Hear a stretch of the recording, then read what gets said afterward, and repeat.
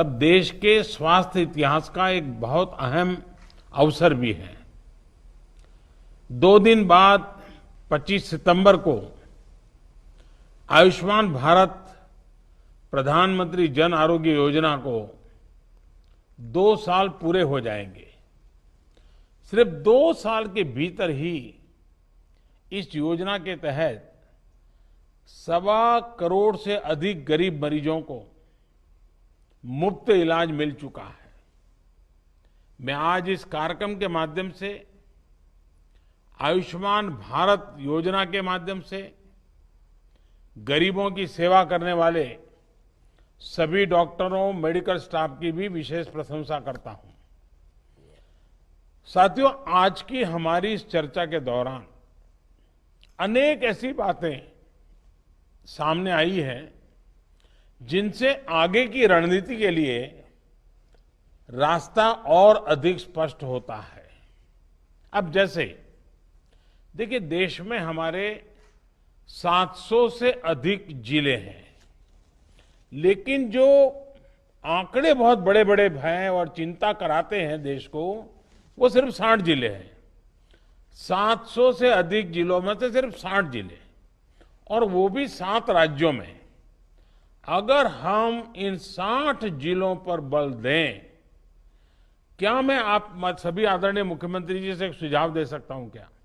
मान लीजिए आप एक 7 दिन का कार्यक्रम बनाएं और डेली 1 घंटा दें, और वर्चुअली उस डिस्ट्रिक्ट के जो ब्लॉक है, हर दिन एक डिस्ट्रिक्ट में से एक या ब्लॉक कहें, तहसील कहें या तालुका कहें, जो भी आपके राज्य में नाम हो, हर दिन एक जिले के 1 या 2 तहसील और आपके यहां जितने भी हैं उन सब से सीधी पूछताछ करें, तहसील के लोगों से सीधी बात करें, सीधा मार्गदर्शन करें, और ये 7 दिन तक लगातार चला करके सभी ब्लॉक लेवल तक अगर सीधी मुख्यमंत्री वर्चुअल कॉन्फ्रेंस करे तो जरूर नीचे बात पहुंचाने में, एक सीरियसनेस लाने में, सिंसियरिटी लाने में बहुत मदद हो सकती है। ये सही है कि भारत में संक्रमण के मामले में लगातार वृद्धि हो रही है और इसलिए कुछ ऐसे प्रयोगों की जरूरत है। लेकिन आज हम हर रोज, ये भी सही है कि 10 लाख से ज्यादा टेस्ट भी कर रहे हैं और ठीक होने वालों की संख्या भी तेजी से बढ़ रहा है। अनेक राज्यों में और राज्यों के भीतर स्थानीय स्तर पर भी कई नए नए प्रयोग हुए हैं, बेस्ट प्रैक्टिसेस देखने को मिल रही है। हमें इन अनुभवों को ज्यादा से ज्यादा सीखना होगा, उन अनुभवों को प्रोत्साहित करना होगा और ऐसे सुखद अनुभवों का लाभ लेना होगा। साथियों, बीते महीनों में कोरोना के इलाज से जुड़ी जिन सुविधाओं का विकास हम सभी ने मिलकर के किया है, वो हमें कोरोना से मुकाबले में बहुत मदद कर रही है।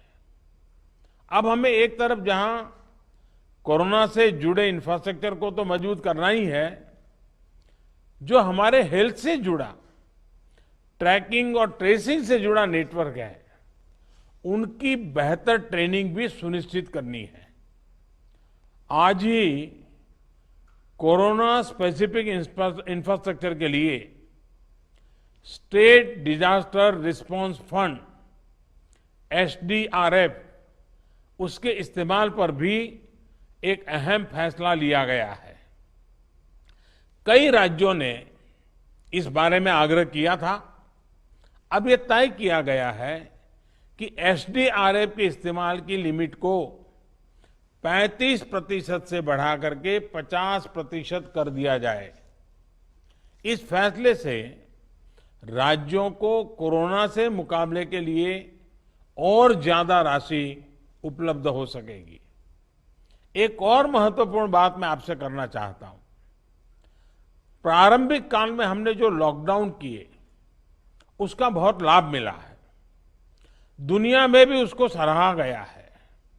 लेकिन अब हमें माइक्रो कंटेनमेंट जोन पर ही बल देना चाहिए, जिससे कोरोना का प्रसार रोकने में मदद मिलेगी और बाकी जनजीवन और गतिविधियां भी सामान्य तौर पर चलेगी। जो 1-2 दिन के लोकल लॉकडाउन होते हैं वो कोरोना से रोकने में कितना प्रभावी है, हर राज्य को अपने स्तर पर इसका अवलोकन करना चाहिए। कहीं ऐसा तो नहीं है कि इस वजह से आपके राज्य में आर्थिक गतिविधियां शुरू होने में दिक्कत हो रही है। मेरा आग्रह है कि सभी राज्य इस बारे में गंभीरता से सोचें। साथियों, प्रभावी टेस्टिंग, ट्रेसिंग, ट्रीटमेंट, सर्विलांस और स्पष्ट मैसेजिंग, इसी पर हमें अपना फोकस और बढ़ाना होगा। प्रभावी मैसेजिंग इसलिए भी जरूरी है क्योंकि ज्यादातर संक्रमण बिना लक्षण का है। ऐसे में अफवाहें उड़ने लगती हैं। सामान्य जन के मन में ये संदेह उठने लगता है कि कहीं टेस्टिंग तो खराब नहीं है।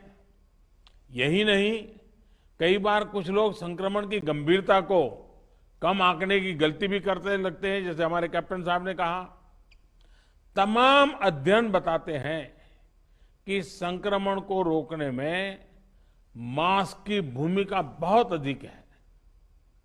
मास्क की आदत डालना बहुत मुश्किल जरूर है, लेकिन इसको रोजमर्रा के जीवन की एक अनिवार्यता, उसको बनाए बिना हम सार्थक परिणाम नहीं मिल पाएंगे। और जैसे उद्धव जी ने बड़ा सिंपल चश्मे का उदाहरण दिया, यही तरीके से सोचना पड़ेगा। साथियों, बीते अनुभवों से तीसरी बात ये निकल कर आई है कि एक राज्य से दूसरे राज्य के बीच सेवाओं और सामान की आवाजाही में उस रुकावट से सामान्य नागरिक को अनावश्यक परेशान होती है। इसमें जनजीवन भी प्रभावित होता है और आजीविका पर भी असर पड़ता है। मुझे बताया गया है कि ऑक्सीजन की कोई कमी नहीं है, लेकिन राज्यों के बीच तालमेल बना रहना ज्यादा जरूरी है ताकि जीवन रक्षक ऑक्सीजन के आवागमन में कोई रुकावट ना आए। लगातार मॉनिटरिंग से सप्लाई चेन को बनाए रखने में मदद मिलेगी। ऐसे विषयों पर हमें अफवाहों से भी सतर्क रहना चाहिए। कभी कभी इसका फायदा ब्लैक मार्केट वाले भी उठाते रहते हैं। साथियों, भारत ने मुश्किल समय में भी पूरे विश्व में जीवन रक्षक दवाओं की आपूर्ति सुनिश्चित की है। ऐसे में एक राज्य से दूसरे राज्य के बीच दवाइयां आसानी से पहुंचे, ये हमें सबने मिलकर के ही देखना होगा। साथियों, संयम, संवेदना, संवाद और सहयोग की जो प्रतिबद्धता इस कोरोना काल में देश ने दिखाई है, उसको हमें और आगे जारी रखना है। संक्रमण के विरुद्ध लड़ाई के साथ साथ अब आर्थिक मोर्चे पर भी हमें पूरी ताकत से आगे बढ़ना है। हमारे साझा प्रयास जरूर सफल होंगे और इसी कामना के साथ आज आपने विस्तार से जो बातें बताई हैं, उसमें कुछ करणीय बातें हैं जो भारत सरकार की टीम भी यहाँ सारे विषयों को नोट कर रही है। उसमें जो आवश्यक है उसको जितना त्वरा से लागू किया जा सके करने का प्रयास होगा। मैं फिर एक बार आप सबने समय निकाला, बहुत ही उपयोगी सुझाव दिए और आप में जो संकल्प शक्ति दिखाई है कि हम इस परिस्थिति को अपने राज्य में और इन 60 जिलों में बहुत तेजी से हम परिस्थिति को पलटेंगे। मैं आपको बहुत बहुत शुभकामनाएं देता हूं। बहुत बहुत धन्यवाद।